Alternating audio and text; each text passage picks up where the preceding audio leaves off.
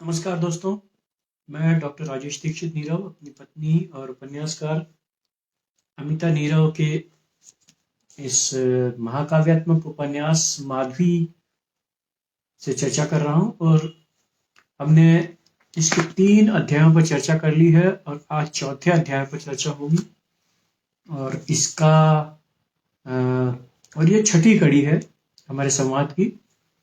मैं अमिता से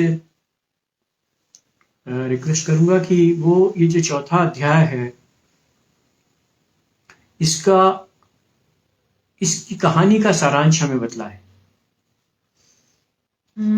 चौथा अध्याय जो है वो वर्तमान में चलता है और फ्लैशबैक से कहानी अब हाँ फ्लैशबैक वापस से आ गई। कहानी लौट कर आ गई है वर्तमान में।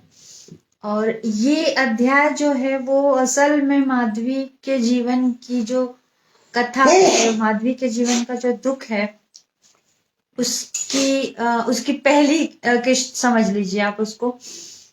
कहानी जो पिछले चैप्टर में कहानी जो छूटी थी वो ये थी कि ययाति से मिलने गरुड़ और गालव आते हैं और कहानी फिर यहाँ से शुरू होती है चौथे चैप्टर में कि गालव जो है वो ये बताते हैं, मतलब गरुड़ बताते हैं कि गालव को अपने गुरु विश्वामित्र को एक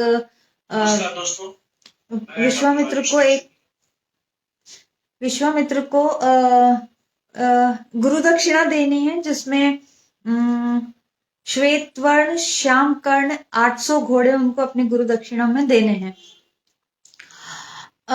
वो ययाति से ये अनुरोध करते हैं कि उस तरह के घोड़े वो उनको प्रोवाइड करवाए, लेकिन ययाति ये कहते हैं कि उनके पास उस तरह के घोड़े नहीं हैं। तो गरुड़ और गालव दोनों ही निराश हो जाते हैं।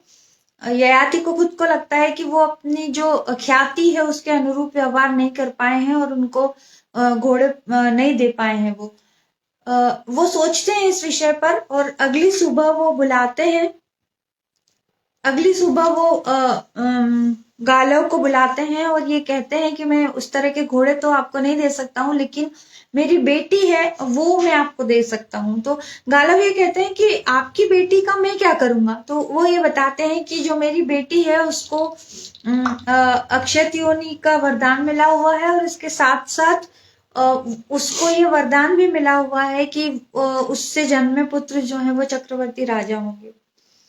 तो गरुड़ ये सुनकर एकदम से चकरा जाते हैं कि ये किस तरह का प्रस्ताव दिया गया है और वही चीज गालव को भी लगती है। गालव बहुत दुविधा में रहता है और एट द एंड जाकर गालव ये तय करता है कि नहीं, वो माधवी को, मतलब जो ययाति की जो बेटी है माधवी को, वो स्वीकार करेगा।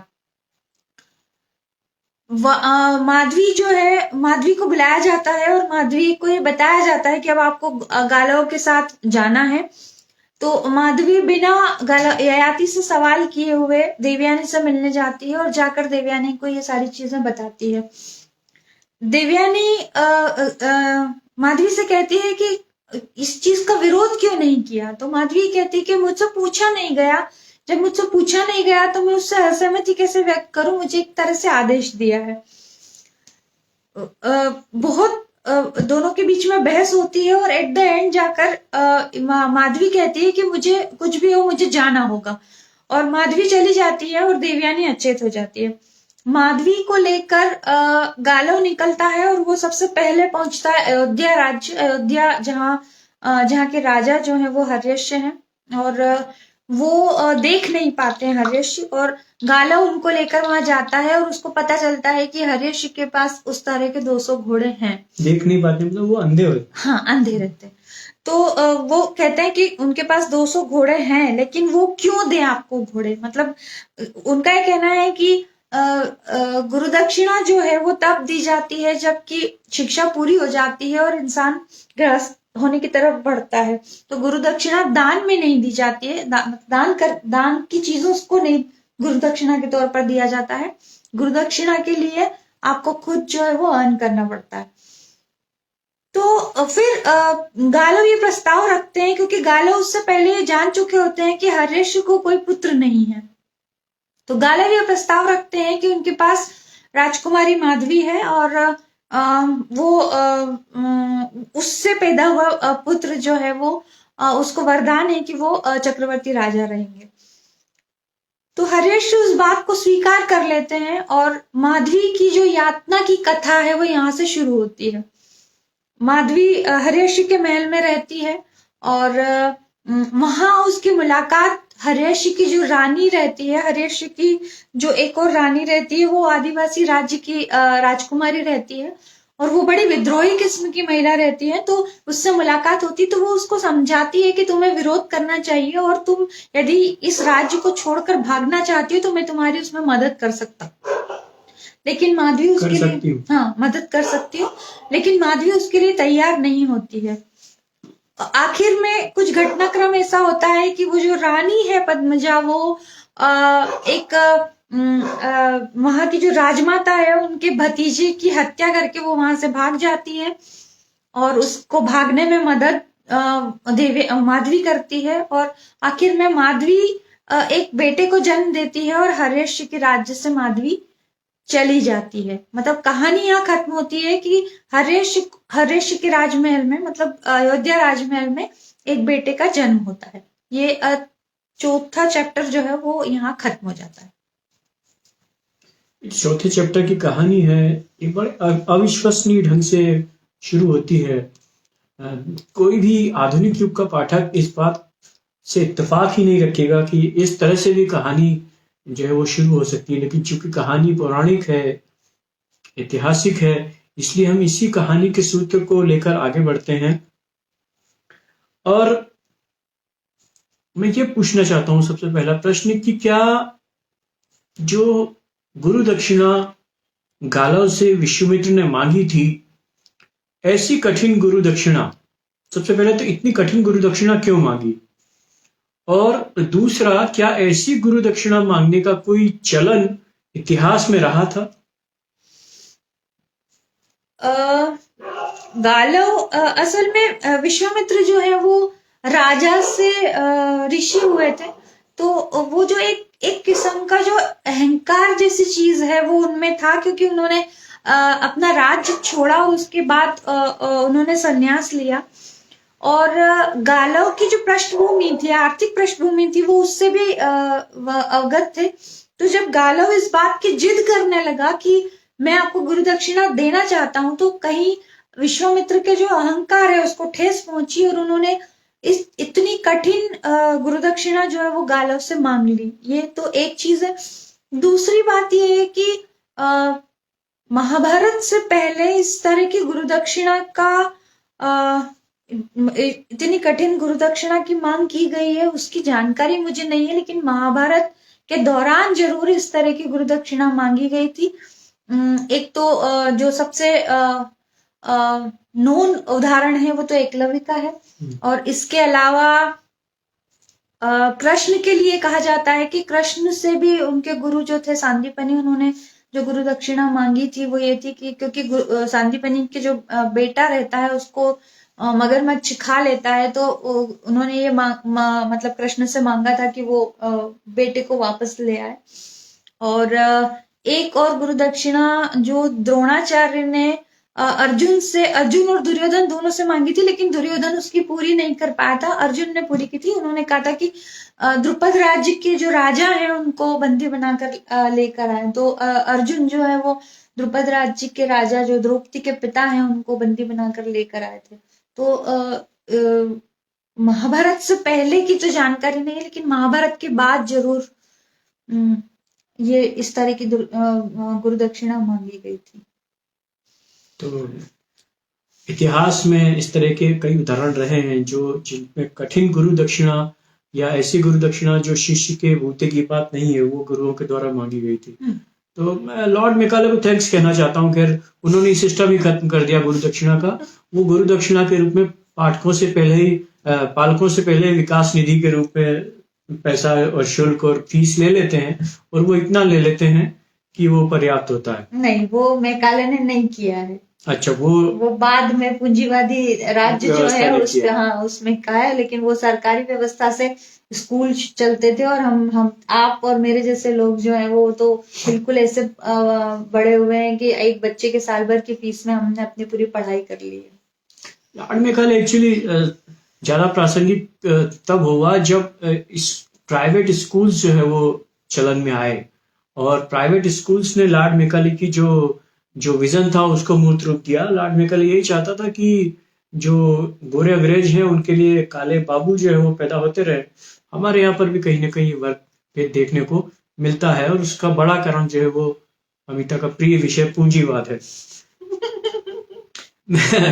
अब वापस अपने विषय पर आता हूँ, माधवी पर।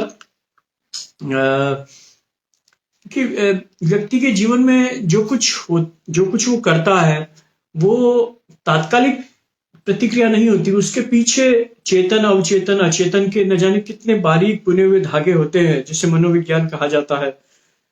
तो गालव के लिए मेरे मन में एक प्रश्न उठता है, हालांकि उत्तर भी तुमने दिया है, लेकिन फिर से चाहूंगा कि इसको अपने शब्दों में उत्तर दो। कि वो गालव जो गुरुकुल में इतने साल रहा, गुरुकुल का एक अच्छा वातावरण उसने देखा, अच्छे लोगों के साथ रहा, प्राकृतिक वातावरण में रहा, विश्वामित्र जैसे प्रखर और मेधावी गुरु के शिष्य रूप में उसको पढ़ने का मौका मिला। ऐसा गालव जिसे गुरुकुल में सदाचार, प्रेम और सारे मूल्य सिखाए गए हों, वो माधवी को अपनी गुरु दक्षिणा के साधन हेतु लेने के लिए कैसे तैयार हो गया? क्या उसके मन में जरा भी नैतिकता नहीं जागी? उसके मन में कौन सी ग्रंथि थी जिसके कारण वो एक स्त्री को एक वस्तु के रूप में लेकर उसका उपयोग कर अपनी गुरु दक्षिणा को पाने का यत्न करने के लिए प्रवृत्त हुआ? असल में गालव का जो किरदार है वो एक तरह से अवसरवादी किरदार है। और कुछ वक्त पहले मैंने एक फेसबुक पोस्ट लिखी थी, और वो यही लिखी थी कि एक सीरियल था, पाकिस्तानी सीरियल था एक, और उसमें जो नायक रहता है वो अपनी बेटी से कहता है, मतलब वो बेटी अपने फियांसे के बारे में बताती है, मतलब अपने बॉयफ्रेंड के बारे में बताती है वो, कि मतलब वो सेल्फ मेड है। तो वो जो नायक है वो ये कहता है कि सेल्फ मेड लोग जो हैं वो बहुत एथिकल नहीं होते हैं, वो शॉर्टकट्स में यकीन करते हैं। तो उस चीज को मैंने बहुत सोचा। फिर कुछ वक्त बाद मैंने उस पर एक पोस्ट लिखी थी कि दरअसल हम जिस सिस्टम में रहते हैं उस सिस्टम में हर एक व्यक्ति को हर एक चीज आसानी से उपलब्ध नहीं है। वही संसाधनों की जो दौड़ है उसमें कई बार ये होता है कि आप चाहते हैं, आपकी एक्सपेक्टेशन बहुत ज्यादा होती है, लेकिन वो पूरी नहीं हो पाती है। तो जब वो पूरी नहीं हो पाती है तो हम उसमें कुछ अनएथिकल प्रैक्टिसेस करना शुरू करते हैं उसमें, क्योंकि वो महत्वाकांक्षा जो है वो पूरी करना हम चाहते हैं। और महत्वाकांक्षा इसलिए पूरी करना चाहते हैं क्योंकि हमने देखा है कि सफलता को हमने बहुत ग्लोरीफाई किया है। मतलब जो सफल होता है वो हमारे लिए आदर्श होता है। तो उस सफलता को पाने के लिए हम साम दाम दंड भेद की जो बात कहते हैं, जो चाणक्य कहते हैं, वो हम लोग करते हैं। तो एक तो गालव के साथ ये एक चीज थी। दूसरी एक कुंठा थी गालव के जीवन में, क्योंकि वो बहुत गरीब परिवार से थे और बहुत मुश्किल से विश्वामित्र के आश्रम तक पहुंचे थे। तो वो जो कुंठा थी जिसके द्वारा, और एक घटना हुई थी कि उनके जो गालव के जो सहपाठी थे वो एक घटना के तहत ये कहते हैं कि गालव जो है वो विश्वसनीय नहीं है।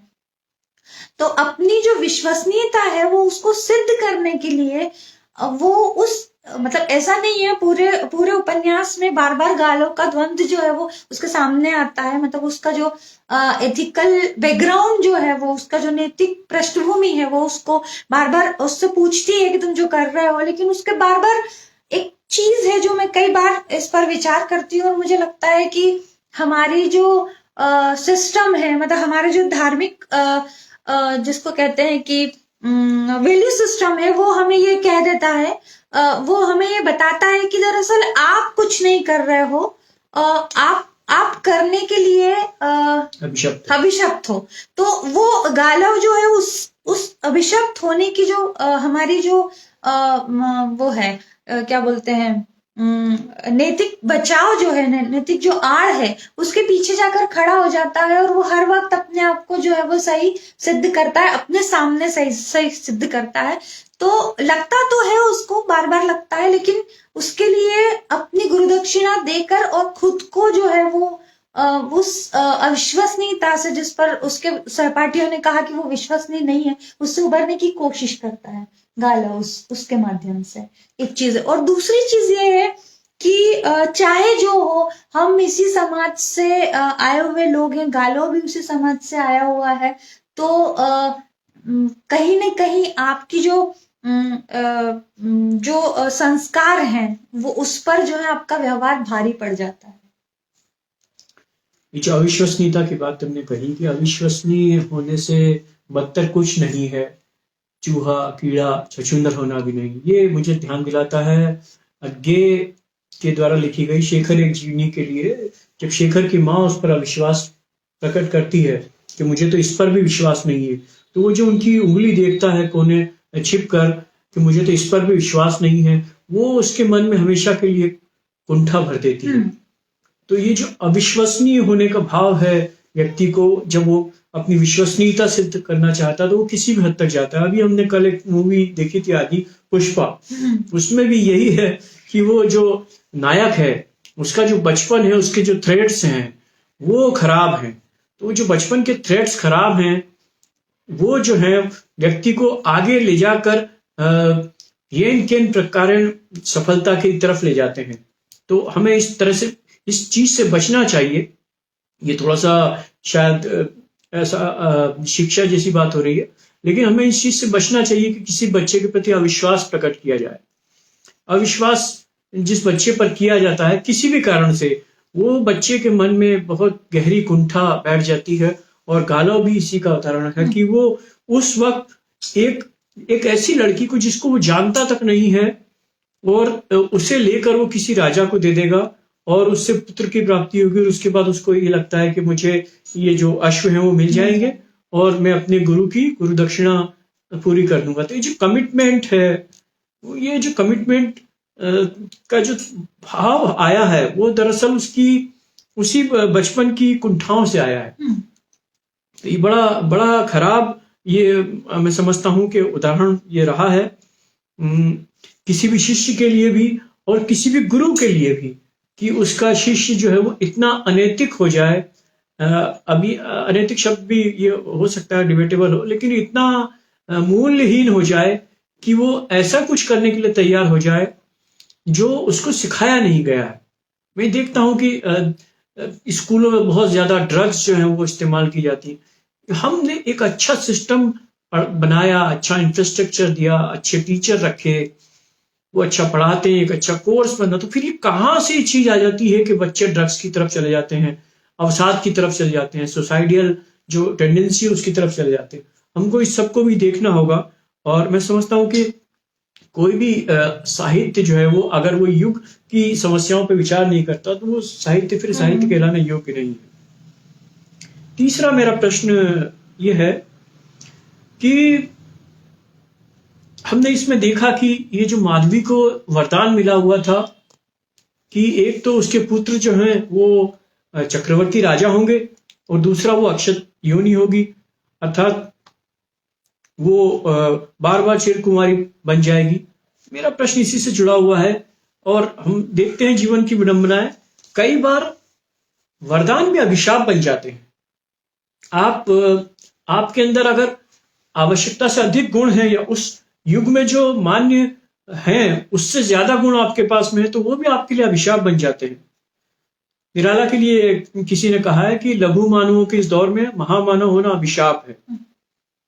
तो निराला जैसे कवि के लिए कहा गया कि वो महामानव थे लेकिन युग से पहले पैदा हो गए। तो ये जो तमाम चीजें हैं जिसमें हम जिस युग में जी रहे हैं, क्या उसी युग के अनुरूप हमें व्यवहार करना होगा, या अगर हमारे पास कुछ अतिरिक्त गुण है तो वो जब हमारे जीवन की विडंबनाएं बन जाए तो इससे व्यक्ति कैसे कोप अप करे?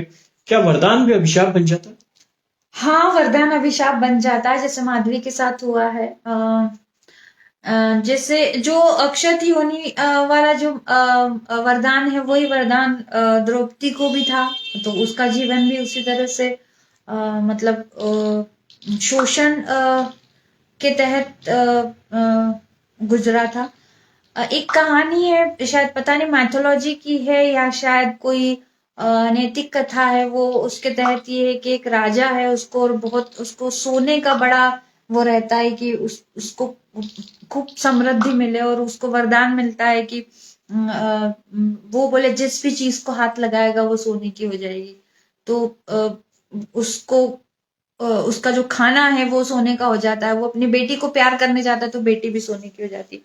तो वरदान जो है वो अभिशाप हो जाते हैं। अभी एक और चीज है कि मतलब आप एक कल्पना कीजिए कि किसी शहर में एक आदमी जो है वो बहुत समृद्ध है, एक परिवार जो है वो बहुत समृद्ध है, और बाकी सारे परिवार जो है वो विपन्न है, तो क्या उस समृद्ध परिवार का जीवन निरापद रह जाएगा? एक चीज है। दूसरी चीज, जैसे हम ये देखते हैं कि गांधी जैसे लोग जो है वो बहुत सीखते हैं अपनी जिंदगी से, और एकदम से नायक बनकर उभरते हैं, लेकिन वो मार दिए जाते हैं। तो वरदान, जब जब तक आपका सराउंडिंग आपके साथ अपलिफ्ट नहीं होगा, तब तक आपकी विशिष्टता जो है वो हमेशा मतलब खतरे में रहेगी, या आपकी विशिष्टता दूसरों को तकलीफ पहुंचाती रहेगी। अभी तुमने एक अच्छी कहानी लिखी है अंत से पहले, इसमें तुमने उसका एक बड़ा अच्छा आंसर देने की कोशिश की है। वो आंसर नहीं था, वो तो श्रूडनेस थी जो मतलब सिस्टम जनरेट करती है वो। जैसे तुमने कहा कि अगर कोई एक व्यक्ति है पूरे शहर में और अति संपन्न है, तो क्या उसकी संपन्नता बनी रह पाएगी? तो देखो, हमने पूरा शास्त्र विकसित कर लिया है अपनी संपन्नता को बचाए रखने का, और इसके कारण हमारे हमारे समाज में अरबपति लोगों की संख्या बढ़ती चली जा रही है, और उनको प्रोटेक्शन देने के लिए पूरा एक सिस्टम तैयार है। तो मैं समझता हूं कि हम एक बड़े विडंबनापूर्ण समय में जी रहे हैं, जिसमें मूल्यहीनता तो कहीं ना कहीं है ही सही, अवसरवादिता बहुत ज्यादा है, और एक व्यक्ति जो है वो आकाश की तरह ऊंचा हो जाना चाहता है, जबकि महात्मा गांधी ने कहा था कि महत्वपूर्ण ये नहीं है कि एक व्यक्ति आकाश की तरह ऊंचा हो जाए, बल्कि बहुत अच्छा ये होगा कि पूरी मानवता जो है वो एक दूसरे पर आ जाए।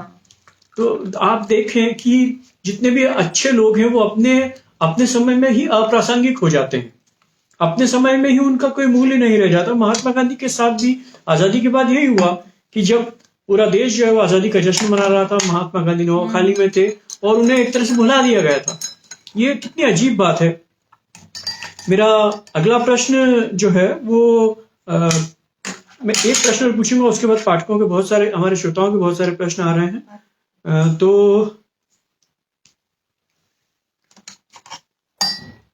एक प्रश्न है कि वो तुम्हारे सूत्र से ही लिया गया है कि क्या किसी किसी व्यक्ति के जीवन में नरक ही प्रारब्ध होता है? क्या उसके भाग्य में जीवन भर दुख ही रहते हैं? एक मूवी देखी थी मैंने, मुकद्दर का सिकंदर, जिसमें शुरू से लेके अंत तक उसके जीवन में दुख ही दुख थे, वो दुख से कभी पार ही नहीं पा पाया। बुद्ध का जो संदेश था, देयर इज सारो, उसके जीवन में हमेशा फैला रहा। उमरा जान एक मूवी देखी थी मैंने, जिसमें पूरे जीवन में उसके दुख रहा। तो देयर इज सारो ही बस संपूर्ण हो जाता है, कोई जो वे ऑफ सिल्वेशन है वो कहीं नहीं होता। तो क्या किसी किसी का जीवन जो है वो नरक में पड़े रहने के लिए ही बना होता है? हाँ, ये दुर्भाग्य है। मतलब हम हालांकि हम सब इस प्रश्न से जूझते हैं और इस प्रश्न का उत्तर देने की सामर्थ्य हमें नहीं है। मतलब इस किसी जगह आकर आपको ये महसूस होने लगता है कि कोई ऐसी चीज है जो अगले पिछले जन्म जैसी किसी चीज पर आपका यकीन बढ़ाती है। क्योंकि कई बार देखा है कि मतलब ठीक है, मैं समझती हूँ, कई बार ये सोचती भी हूँ मैं कि हमारे जो दुख है, मतलब जो हमारे व्यवस्थागत दुख है, वो व्यवस्था से मिले हुए हैं, लेकिन जो प्राकृतिक दुख है उन प्राकृतिक दुखों के का हमारे पास कोई जस्टिफिकेशन नहीं है। मतलब हमें नहीं पता कि किसी का बच्चा जो है वो बीमार, मतलब उसको किसी तरह से कमी के साथ पैदा हुआ है, या किसी के परिवार में मतलब अपना कोई प्रिय व्यक्ति है वो बहुत असमय चला गया है। तो ये जो सारी चीजें हैं, इनके पीछे हमारे पास कोई लॉजिकल या कह लीजिए आप साइंटिफिक जस्टिफिकेशन हमारे पास नहीं है। तो कहीं ये मानने की, मतलब अब जब तक सवाल है और जवाब नहीं मिलते हैं, फिर हम वही पूर्व जन्म और पश्चिम जन्म बिल्कुल, और कर्म का सिद्धांत और इन सबको मानने पे विवश होते हैं। भले हमारा मन कितना भी विद्रोह करे, लेकिन कुछ प्रश्नों के उत्तर हमें आज भी नहीं मिल पाए हैं। विज्ञान के इतने विकसित हो जाने के बाद भी, ये खोज लिए जाने के बाद भी कि डीएनए जो है वो परिवर्तित भी किया जा सकता है धीरे धीरे, परिवेश के साथ साथ डीएनए भी परिवर्तित हो जाता है। लेकिन फिर भी कुछ प्रश्न हैं, और ये प्रश्न है शायद इसीलिए वो जो तथाकथित ईश्वर है उसका अस्तित्व है। तथाकथित शब्द को मैं विलोपित करता हूँ, ईश्वर जो है वो उसका अस्तित्व समाज में बना हुआ है। जो माधवी की कथा से बार बार उभर कर आती है कि यदि आप यदि पीड़ा में है, लगातार पीड़ा में है, तो आपको कम से कम एक बार उससे विद्रोह करने का साहस आपके अंदर आपको पैदा करना चाहिए।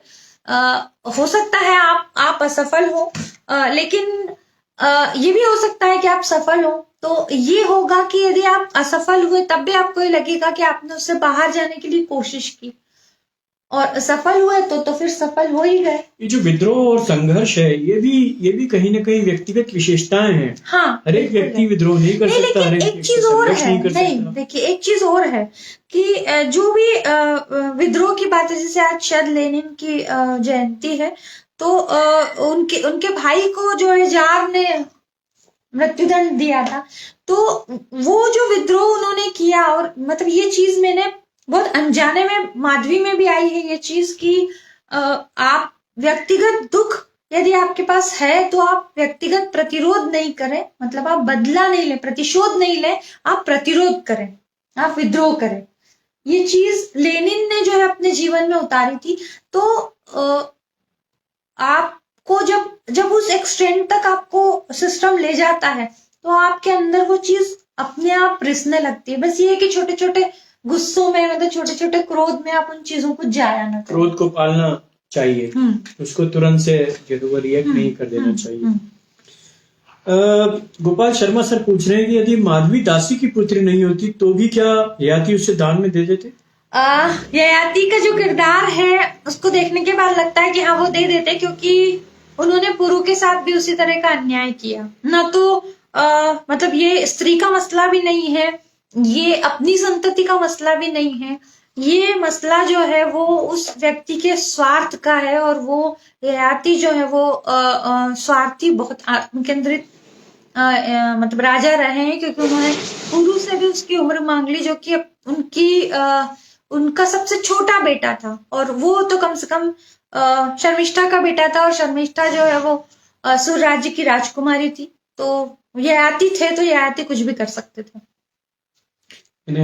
माधवी के दासी पुत्री होने से कोई फर्क नहीं पड़ता, क्योंकि जो व्यक्ति अपने पुत्र की वह ले सकता है, उसकी जवानी ले सकता है, वो कुछ भी कर सकता है। कारूलाल जमला जी पूछ रहे हैं, केवल युग ही नहीं अपितु जाति भी अधिक गुणों के लिए अभिशाप बन जाती है। मतलब ये वो बात कह रहे हैं, जाति जो है वो अधिक गुण वालों के लिए अभिशाप बन जाती है। अगर कोई अति संपन्न, मतलब अति मेधावी व्यक्ति है, लेकिन अगर वो निचली जाति का है या वर्ण व्यवस्था में उसकी जाति वैसे नहीं आती, तो वो भी उसके लिए अभिशाप बन जाती है। हाँ। इसको भी हम लोग लगातार देख ही रहे हैं। वो जो तुमने उदाहरण दिया था एकलव्य का, वो भी वही जातिगत व्यवस्था का उदाहरण था। तो ये जातिगत व्यवस्था हमारे देश में हमेशा से कुछ प्रतिभा संपन्न लोगों की प्रतिभा का हनन करने वाली रही है। देखिए, सिर्फ हनन करने की बात नहीं है, ये सप्रेस करने की बात है। मतलब सप्रेस करने की इस तरह से कि आप किसी को पढ़ने लिखने ही मत दीजिए, और फिर ये कहिए कि अरे वो तो मतलब पढ़ते लिखते लोग नहीं है।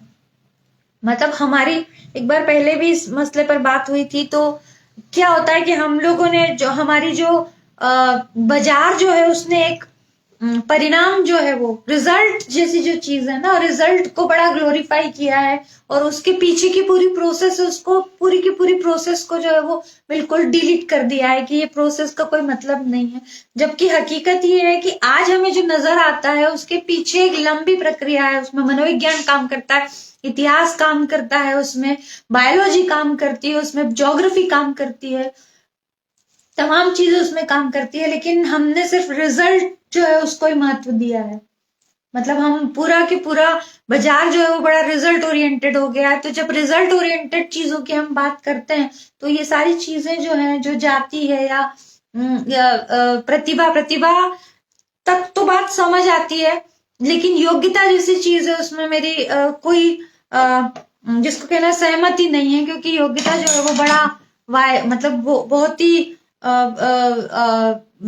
बाजारू जो है मापदंड है योग्यता जो है। बाजारू तो नहीं कहना चाहिए, बाजार द्वारा उत्पन्न बाजारू ही है वो। अच्छा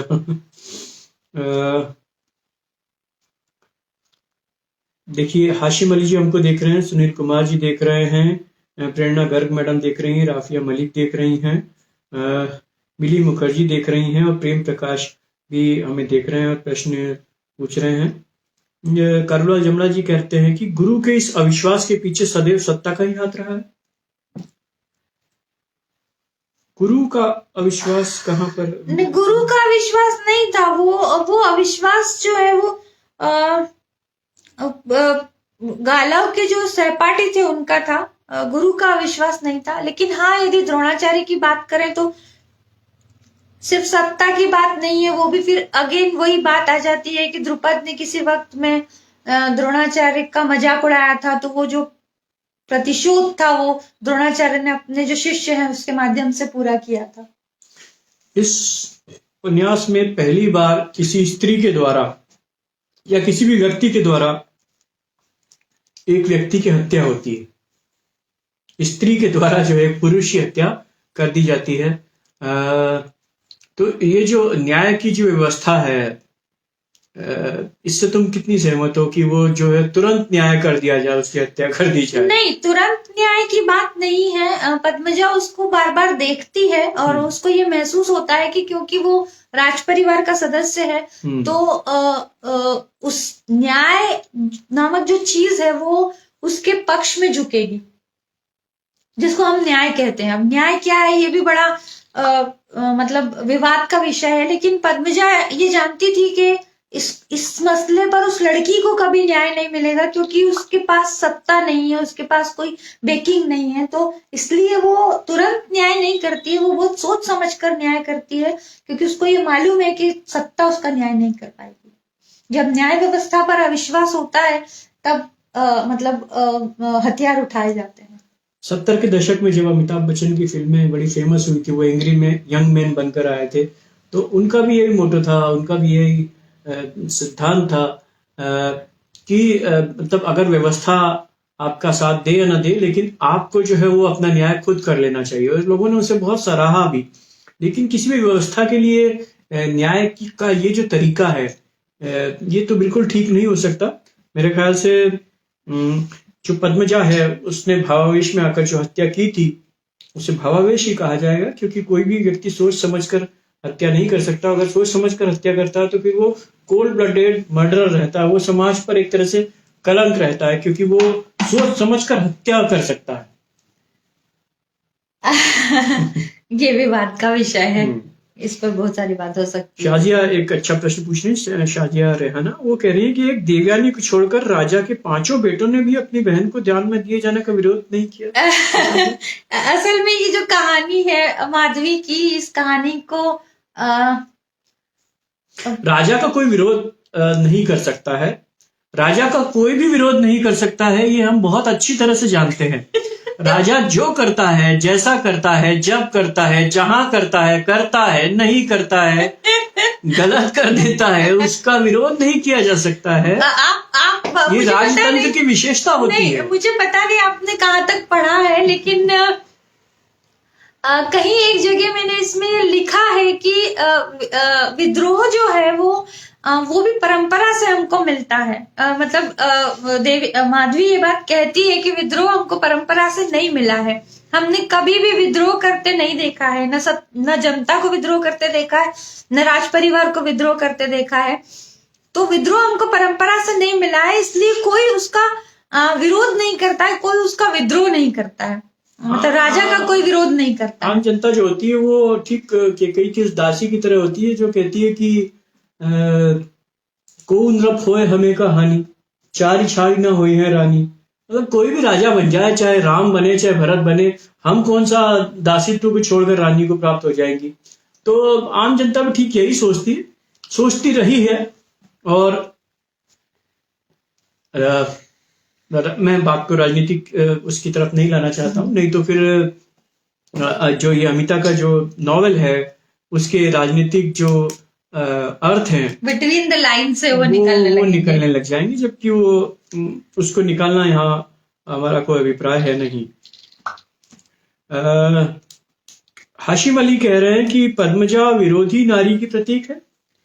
हाँ, पद्मजा विद्रोही प्रतिरोध की प्रतीक है। और मैंने अभी कुछ दिन पहले ही कहीं कहा है कि इस उपन्यास में जो लोग आधुनिक नजर आते हैं, मतलब जो आधुनिक पात्र हैं, जो कुछ तो पौराणिक पात्र हैं, ज्यादातर सारे पौराणिक पात्र हैं, लेकिन इस कहानी में, इस कहानी को कहने के लिए मैंने जिन पात्रों का इस्तेमाल किया है जो आधुनिक पात्र हैं, और आपको जब आप पढ़ेंगे उसको तो आपको उसमें उस किस्म का आधुनिकता बोध नजर आएगा।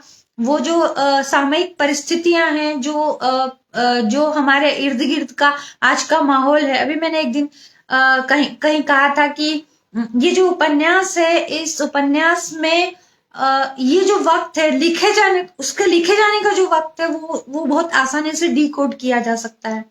उसमें बहुत सारी चीजें ऐसी हैं जो लिखे जाने के वक्त को रिफ्लेक्ट करती है। आप उसको बहुत गौर से पढ़ेंगे, बहुत बारीकी से पढ़ेंगे, तो आपको ये नजर आएगा कि ये जो उपन्यास है वो पौराणिक कथा के माध्यम से इस वक्त का समाज, इस वक्त की राजनीति, इस वक्त की मनोविज्ञान, उस सब की बात करता है। कोई भी कृति क्लासिक तभी होती है जब वो अपनी परंपराओं के साथ साथ अपने युग सत्य को भी अपने आप में समेटे होती है। और जैसा कि जयशंकर जी ने आपके इसमें लिखा है भूमिका में कि परंपरा ही क्रांतिकारी होती है। बाल्जाक का शायद ये कथन है कि कहीं भी वो कहते हैं केवल परंपरा ही क्रांतिकारी होती है। फ्रेंच चित्रकार जो थे बाल्थस, उन्होंने ये कहा था। तो मैं चाहूंगा कि ये इस चौथे अध्याय में जो सबसे पसंदीदा अंश आपका हो, एक कोई अंश वो पढ़ के सुनाए। वही पद्मजा का मसला है। पद्मजा जो है वो हत्या करके भागती है, माधवी उसको भागने में मदद करती है। तो जब हर्यश्य आते हैं तो माधवी से सवाल करते हैं कि पद्मजा को यहाँ आपने शरण दी थी? जी महाराज, माधवी ने बिना हिचकिचाए कहा। महाराज, माधवी के इस रूप से सर्वथा अनभिज्ञ थे, अतः अचरज में पड़ गए। क्या आप नहीं जानती थी कि वे हत्या करके आई हैं? जानती थी, माधवी ने उसी दृढ़ता से उत्तर दिया। जानती थी, तब भी आपने उन्हें प्रश्रय दिया। क्रोध के कारण महाराज के चेहरे का रंग बदल गया था।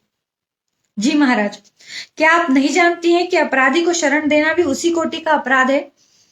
जानती हूं महाराज। फिर ये आपने दुस्साहस किया? क्या विचार आया था कि आप पर दया की जाएगी? महाराज, प्रेम में विचार नहीं होता है, विचार तो व्यापार में होता है। फिर मेरी दृष्टि में तो देवी पद्मजा ने न्याय को भी साधा है। मुझे इसमें कोई अपराध नहीं दिखाई दिया महाराज। माधवी ने पूरी दृढ़ता से कहा। तो आप यह कहना चाहती हैं कि पद्मजा का हत्या करना न्याय करना है? हर्यश्य क्रोध में कांपने लगे थे। जी, आपने सही अनुमान लगाया। रानी पद्मजा को ऐसा करने की आवश्यकता क्यों हुई? उनकी जयनंदन से क्या शत्रुता थी? माधवी ने हर्यश्य से प्रश्न किया। क्या कहना चाहती हैं आप? यही कि देवी पद्मजा को हत्या करने की आवश्यकता क्यों पड़ी? क्योंकि उन्हें विश्वास नहीं था कि आपके राज्य में न्याय मिल पाएगा। असमानता तो करती ही करती है, असफलता और आशंकाएं भी अपराध के लिए प्रवृत्त करती हैं। और सच माने तो अपराध क्या है इसकी परिभाषा पीड़ित को तय करना चाहिए, किंतु दुर्भाग्य से इसे तय करती है सत्ता, शक्ति। माधवी का स्वर ऊंचा और तीखा हो गया था। माधवी का माधवी का इसमें भी राजा जो है वो अंधे हैं। ये जो अंधे राजाओं की परंपरा है ये हमारे इतिहास में बड़े लंबे समय से चली आई है और अंधे राजाओं ने बड़ा अच्छा कुशलता से राज्य किया है। महाभारत भी उन्हीं के कारण हुए हैं। सतीश पालीवाल जी पूछ रहे हैं क्या ये उपन्यास काल्पनिक है या इसमें कुछ सत्यता भी है? ये उपन्यास पौराणिक है। अब पौराणिकता में आप सत्यता कितना ढूंढ पाते हैं, मानते हैं नहीं मानते हैं, ये आप पर निर्भर करेगा। ये जो चौथा अध्याय है इसमें माधवी का चरित्र धीरे धीरे अब खुलने लगा, मतलब वो अपने व्यक्तित्व को प्राप्त होने लगी है। देखो किसी भी व्यक्ति के जीवन में दुख आता है, अपमान आता है, पीड़ा आती है, तकलीफ आती है, तो तब वो अपने व्यक्तित्व को प्राप्त करने की तरफ जाता है। तो जब उसको एकाएक बिना किसी कोई अवसर दिए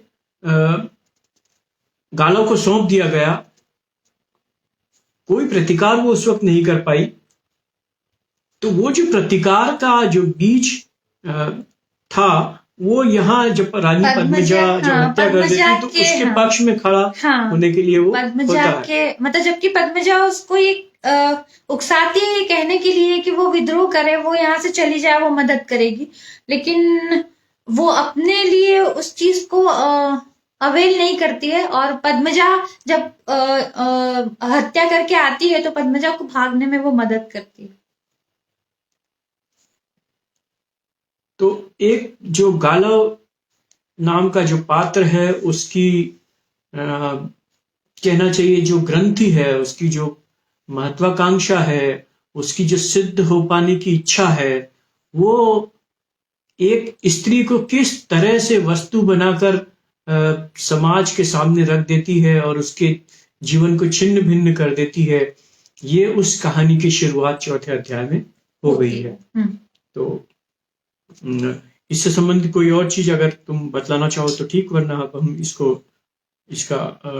हम इस चर्चा पे विराम देते हैं क्योंकि कोई और प्रश्न भी है नहीं।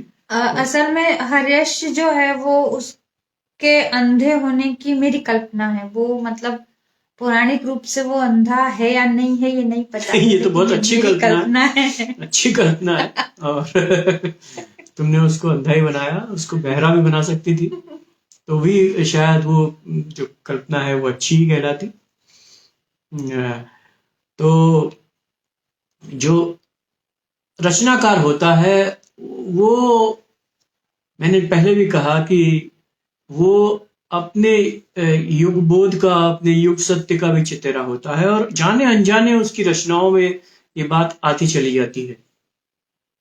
तो आप किसी भी कवि की, किसी भी रचनाकार की, किसी भी साहित्यकार की कोई अच्छी कृति पढ़ें तो आपको एक अच्छी कहानी के साथ साथ उस वक्त का जो सच है वो उसमें बोलता नजर आता है। जैसे गोदान अगर आप पढ़ें तो उस वक्त का जो शहरी और ग्रामीण समाज था आपको दिखता है। अगर आप झूठा सच पढ़ें तो उस वक्त की जो घटनाएं हैं वो दिखती हैं। वो 47 की है लेकिन वो लिखा गया था 65 में, तो 65 और 70 के बीच में, 60 से 70 के बीच में जो समाज इस तरह का था वो भी कहीं ना कहीं अभिव्यक्त होता है। आप कामायनी पढ़ें तो जो मनोविज्ञान उस वक्त साहित्य में आ चला था उसके आपको दर्शन होते हैं।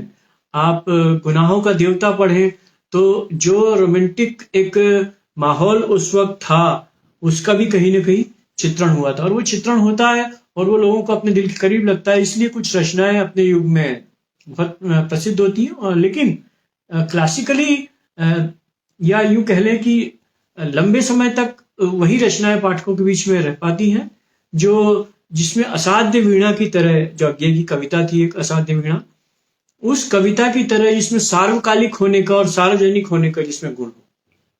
तो हम अब अगले सोमवार को फिर से मुलाकात करेंगे। बिल्कुल। तो अगले सोमवार को हम माधवी का जो 5वां चैप्टर है जिसका क्या नाम है, नाम भी तुमने इसके दिए हैं, ये विधि विधान था।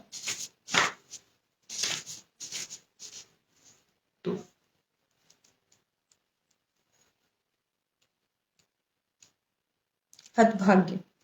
हतभाग्य, अच्छा शीर्षक है ये। हतभाग्य नाम से जो 5वां जो अध्याय है वो उस पर हम अगले सोमवार को चर्चा करेंगे। तब तक के लिए शुभ रात्रि, good night, please take care. नमस्कार। नमस्कार।